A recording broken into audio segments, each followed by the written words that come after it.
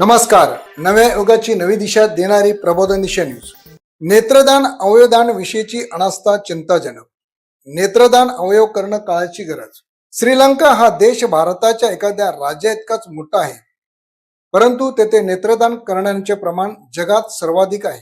तर जगातील सर्वाधिक लोकसंख्या असणारे आपल्या भारतात मरणोत्तर नेत्रदान करणारे केवळ 10 ते 12% आहेत. मौल्यवान डोळे तसेच यकृत आणि अन्य मानवी अवयव मृत्यूनंतर त्या देहासोबतच जाळून टाकत त्याची राख करण्याऐवजी तेच जर अवयवदानाच्या स्वरूपात देण्यात आले तर कित्येकांना नवजीवन लाभेल. तीच बाब देहदानाची असल्याची खंत लेखक व पत्रकार राजेंद्र घरत यांनी व्यक्त केली.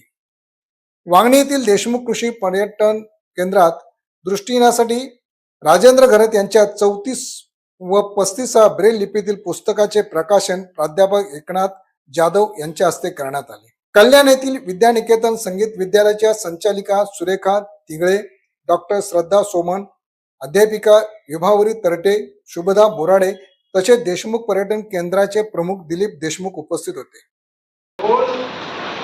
वांगणी हे तुमच्या ऐतिहासिक शहर आहे, शहर झाल्याची माहिती आणि बदलापूर सुद्धा ऐतिहासिक. बदलापूरला मी राहतोय आणि तुमचा सुद्धा बदलापूर गावात राहतो.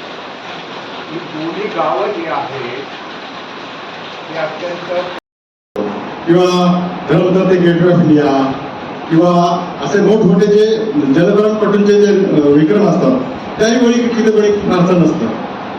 त्या मुलाचे किंवा मुलीचे स्पर्धक मुलीचे आई वडील, तिचा एखादा कोच आणि फोटोग्राफर एवढीच मोजकी माणसं असतात. तर ते एकदा प्रसारमाध्यमातून आलं की ते जगभर जातं आणि तो आम्हाला समजतं. त्यामुळे इथे किती उपस्थिती आहे हा प्रश्न माझ्यासाठी गौण आहे.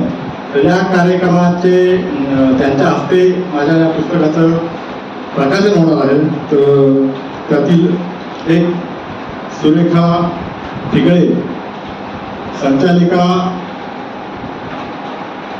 संगीत विद्यालय, विद्यानिकेतन संगीत विद्यालय खडकपाडा कल्याण पश्चिम यांना मी इथे विचारमंचावर येण्याची विनंती करतो.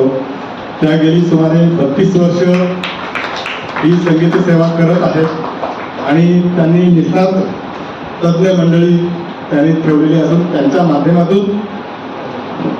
माध्यमातून अनेक विद्यार्थी घडले आहेत आणि त्यांच्या त्या संगीत विद्यालयाचं नाव पुढे नेत आहे.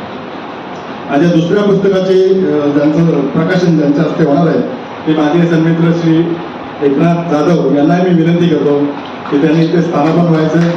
एकनाथ जाधव माझ्या समवेतच एम एच्या वर्गात विद्यार्थी म्हणून होते. त्याआधी त्यांनी BA BEd वगैरे करून शिक्षकी पेशात अनेक वर्ष ते कार्यरत होते.